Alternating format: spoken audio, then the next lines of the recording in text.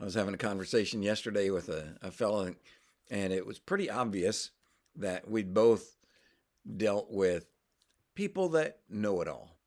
And it's amazing. You can't teach somebody that already knows it all. Somebody that already knows it all won't learn anything because they don't need to learn anything. They already know it all. There's a bumper sticker or a plaque that some folks hang in their wall when they have, or on their wall in their home, when they have a teenager at home. And it says, you should consider leaving home now while you still know it all. And then we get out into the real world and we realize, well, I didn't know it all. I didn't know anything compared to what there is to know. Dr. Keith Curran, when he was gaining his doctoral degree, was teaching at Great Lakes Bible College back then in Lansing. And he said, the higher you go in education and you get these higher degrees, he says, the more you know about less and less. And I thought, well, that's a really good way to say it. It may not have been original with him, but he's the first one I heard say it. And it's true. And Israel, the problem that the Apostle Paul had with Israel that he's pointing out here in Romans chapter 11 is they thought they had it all. I was born into this. I am good enough. I can keep the law well enough. I can do the law good enough. Well, good enough is perfect. Anything less than perfect is not good enough. And so Israel was rejecting Jesus, and they were rejecting the idea that you could be saved by faith. You didn't have to be good enough. In fact, they proved over and over you could not be good enough. You and I have proved over and over you cannot be good enough. So the Apostle Paul was saying that they have rejected Christ. They've been rejected then.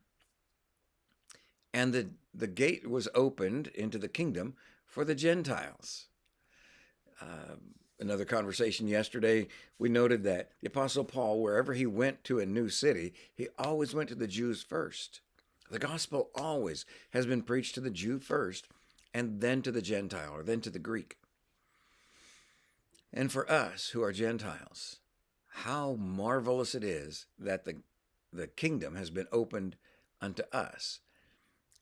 Hopefully, Israel will become jealous. And that's kind of the context here. In verse 15, he says, for if their rejection is reconciliation of the world, what will their acceptance be but life from the dead?